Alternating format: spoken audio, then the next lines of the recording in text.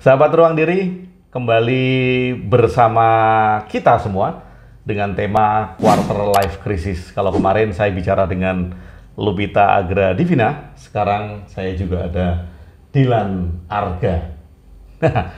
Apa yang akan kita bicarakan tentang Quarter Life Crisis? Tentu saja terkait dengan masa-masa galau semasa remaja. Jadi jangan lewatkan dan tonton terus video ini sampai habis.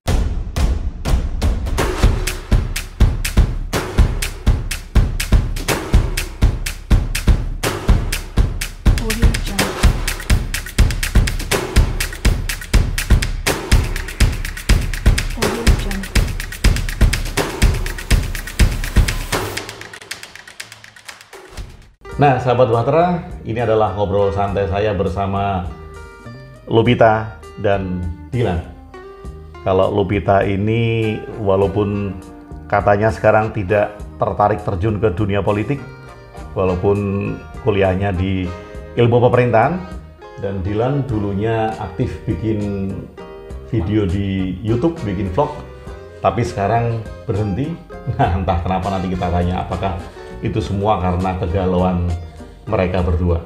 Nah, Lupi sama Dilan kan semuanya sudah kuliah sekarang. Nah, kemarin Papa sudah tanya ke Lupi tentang kegalauan. Nah, kan kamu sekarang kuliah tapi gagal kos. Kalau Lupi kan sudah punya pengalaman kos, kan sekarang kamu kos gagal karena kuliahnya online. Nah, karena nggak kos, kira-kira ada harapan yang nggak terpenuhi kan? Udah bayangin kan, wah besok mau kuliah terus mau kos, mau hidup sendiri gitu, ternyata nggak gitu, kecewa nggak? Kecewa, mungkin kecewanya itu tuh nggak punya lingkungan baru sama temen-temen baru juga, terus nggak yang bisa kayak kalau kata orang-orang kalau ngekos itu bisa pulang malam, bisa party gitu. Lo emangnya di rumah nggak bisa pulang malam? Ini buktinya dia pulang malam terus.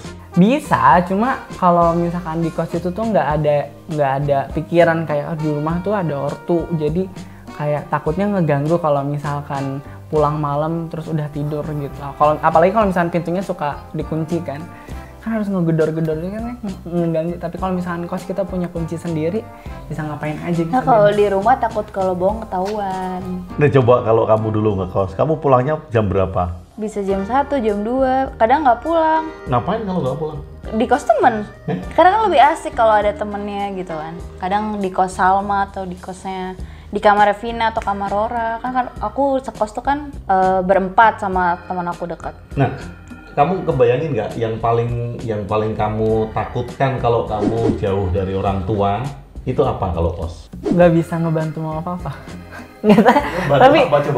Tapi ini beneran, aku tuh ngerasa di rumah itu yang cuma bisa diandelin aku, karena mama papa kalau misalkan apa-apa minta tolongnya ke aku, pasti yang diinget aku. Jadi aku ngerasa kalau misalkan aku jauh, nanti kalau seandainya aku di kos, aku nggak bisa mantau mama papa, nggak bisa ngejaga mama papa kalau misalkan kenapa-napa di rumah. Kayak ada plus minus ya. Kalau Dilan mungkin iya kalau disuruh-suruh langsung, tapi yang paling punya common sense dan paling pinter tuh kayaknya di rumah tuh aku. Jadi kalau misalkan ada sesuatu, iya, apa coba? Semuanya gitu. Kayak misal, kalau misalkan papa mama sakit, dia kalau disuruh sama papa A, B, C, oke mau, tapi harus sesuai dengan instruktur papa. Nggak sesuai nalarnya dia sendiri. Nah, sekarang gini, kalau kos kan tentunya kan jauh dari orang tua. Nah, kalau Lupi kan udah punya pengalaman jauh dari orang tua. Dilan kan belum punya pengalaman, gagal kan? Gagal. Udah. Loh, aku perpisahan waktu SMP itu 1 minggu di Surabaya. Itu termasuk. Nah, itu beda. Termasuk. Beda.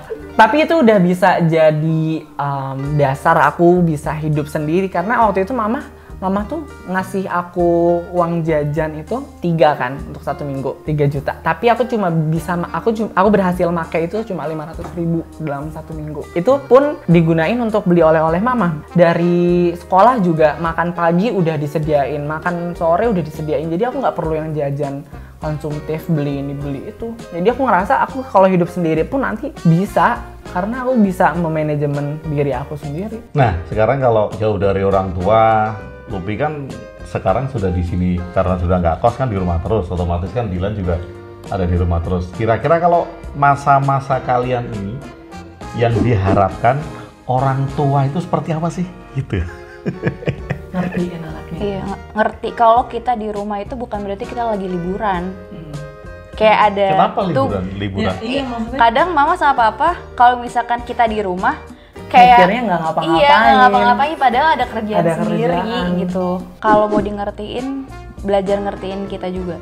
Kadang kalau orang tua itu kan maunya di ngertiin, terus kayak selalu ngungkit hal-hal yang kayak menurut aku tuh sebenarnya udah kewajiban orang tua. Kayak misalkan yang pertama, kita udah nyekolahin kamu dan segala macam. Nah itu kan tanggung jawab sebagai orang tua. Memang kan pilihan gitu. Udah punya anak ya berarti harus bertanggung jawab untuk ngebesarin, nyekolahin gitu.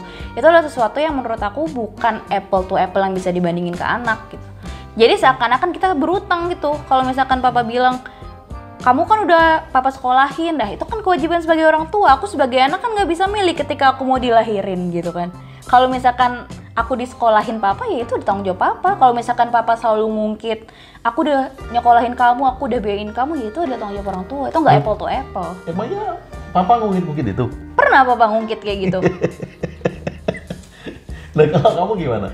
Aku udah sependapat sama kakak, ya bener kayak gitu nggak bisa apalagi kayak membandingkan comparing masanya kita sekarang sama masa mama papa dulu. Kayak mama papa bilang dulu mama papa sekolah di Sambi sama jualan daging gini. Ya udah itu zaman papa mama dulu gitu.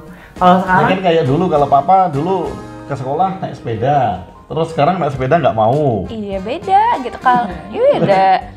Papa dulu pakai sepeda karena nggak bisa nggak mampu untuk punya motor gitu kan, orang tuanya nggak bisa memfasilitasi. Nah sekarang kita kalau misalkan keadaannya adalah memang papa hanya memberikan sepeda untuk fasilitas kita ke sekolah, menurut aku ya aku akan ya udah naik sepeda gitu. Tapi nyatanya adalah kita punya. iya gitu Tapi kalau berkecukupan mereka yang nggak gitu. punya gimana? Mereka yang nggak, teman-temanku yang memang kurang, mereka ke sekolah naik apa? Naik angkot.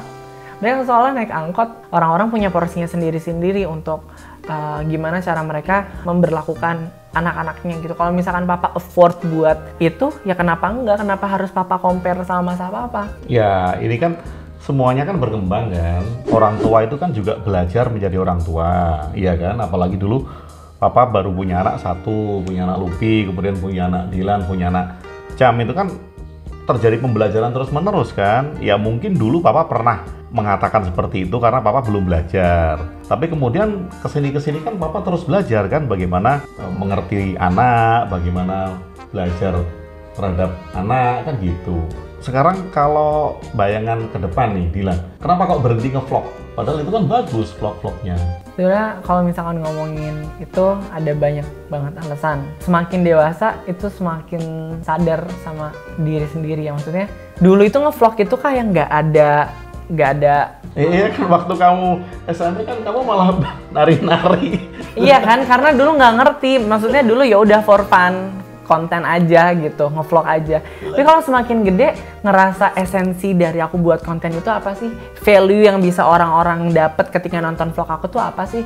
Semakin besar kan aku berarti mikirin kan kayak sekarang gitu. kan bisa dipikirin kan? Iya. Bikin konten yang sesuai dengan jurusan kamu yang bisa bermanfaat bagi orang banyak kan bisa. Iya, memang bisa sebenarnya. Cuma kayak merasa belum layak, belum pantas aja untuk membicarakan itu. Makanya aku juga di TikTok paling cuma nge-stitch video-video orang untuk beropini aja, bukan untuk yang mengajari, menggurui orang-orang dengan ilmu yang aku punya. Sekarang, menurut Lupi, bisa nggak seorang remaja itu beropini? Opini bebas itu yang seperti apa sih?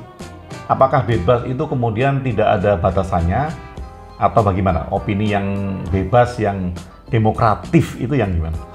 Sebenarnya Ya. kalau untuk beropini itu nggak ada ketentuan umur ya, siapa aja bisa beropini. Mau anak kecil pun dia juga punya opininya sendiri-sendiri. Cuma memang untuk ngomongin opini itu kan berkaitan dengan pemikiran ya. Pemikiran aku yang sekarang dengan pemikiran aku 2 tahun ke depan pun pasti akan berubah. Begitu pula opini yang aku sampaikan gitu. Yang pertama adalah nggak semua orang tahu gimana caranya beropini dengan baik dan benar. Yang pertama adalah kita harus nentuin kita mau beropini itu disampaikannya ke siapa, audiens kita siapa gitu. Tapi Tujuan kita tuh siapa? opini bebas itu tetap ada batasannya kan? Tetap ada batasannya. Ya makanya kita lihat audiens kita siapa dan kita menentukan opini yang kita lontarkan itu dengan nilai-nilai yang ada di masyarakat itu yang akan kita tuju itu. Harus ada ketakutan nggak? Takut kalau dihujat, takut kalau di apa gitu? Itu hal yang wajar sih. Karena kalau kita beropini, pasti ada pro dan kontra. Itu adalah hal yang wajar. Nah kalau kamu berani nggak beropini bebas? Berani. Aku kan ngebuktiin itu di TikTok. Kayak aku selalu kalau misalnya ada kasus-kasus di TikTok gitu ya. Aku stage videonya, aku beropini tentang dari sudut pandang aku sendiri di TikTok. Audiens aku buat siapa? Audiens aku ya buat untuk remaja-remaja gitu. Nah kalau seandainya nanti ada pro dan kontra, itu buat aku bukan menjadi sebuah masalah. Karena kalau misalkan hidup itu pro-pro aja, justru aku malah nggak belajar. Kalau misalkan ada yang kontra, berarti kan ada yang bertolak belakang sama aku. Aku bisa tahu nih, kenapa dia bisa bertolak belakang opininya sama aku. Jadi aku bisa research. Dan kalau ternyata opini yang bertolak belakang sama aku itu lebih masuk akal, aku jadi belajar kan dari situ. Nah kalau ada hate speech, kemudian ada haters gitu, perlu ditanggepin nggak? Kalau aku, karena aku dari SMP udah punya haters, dari SD bahkan aku punya haters. Kalau dia nge-hate aku itu nggak masalah, karena setiap orang itu punya hak untuk membenci atau menyukai seseorang. Aku nggak bisa memaksa orang untuk suka sama aku, karena itu adalah diri mereka sendiri kan. Tapi aku paling nggak suka kalau misalkan haters itu udah nyampe nyentuh keluarga. Yaitu aku kalau misalkan aku yang di-hate itu nggak masalah, tapi kalau misalkan nyampe nyolek keluarga aku nggak bisa. Nah, Lupi pesan sama teman-teman yang masih remaja untuk tidak takut beropini. Untuk teman-teman yang lagi nonton dan merasa punya pemikiran yang bagus untuk disuarakan, jangan pernah takut untuk menyuarakan suara kalian, karena kalian gak akan tahu kemampuan kalian ketika kalian itu gak buka suara. Jadi kalau misalkan ada yang suka atau gak suka, itu sebagai tolak ukur kalian untuk melihat kemampuan kalian beropini. Dilan sekarang, supaya nggak takut beropini. Kalau dari aku pribadi, cari lingkungan yang emang benar-benar suportif, karena itu membantu banget. Kalau misalkan kalian punya teman-teman yang suportif, keluarga yang suportif, kalian itu di situ dipicu untuk berkembang. Ketika kalian sudah berada di lingkungan yang tepat, kalian bisa berkembang dengan cara bersuara, dan suara-suara kalian ini bisa dikritik sama lingkungan sekitar kalian. Dan kalau misalkan lingkungan itu suportif, mereka itu akan mengkritik dengan saran-saran yang membangun, sehingga kalian akan bisa terus berkembang. Sahabat Bahtera, terima kasih sudah menonton video ini sampai habis. Semoga bermanfaat. Tema-tema quarter life crisis akan kami usung dengan menggali kegalauan masa remaja. Lupi dan Dilan, say kepada penonton semuanya, dan kita akan bertemu lagi. Terima kasih sudah bersama saya Gem WB di Ruang Diri. Salam cinta dan bahagia.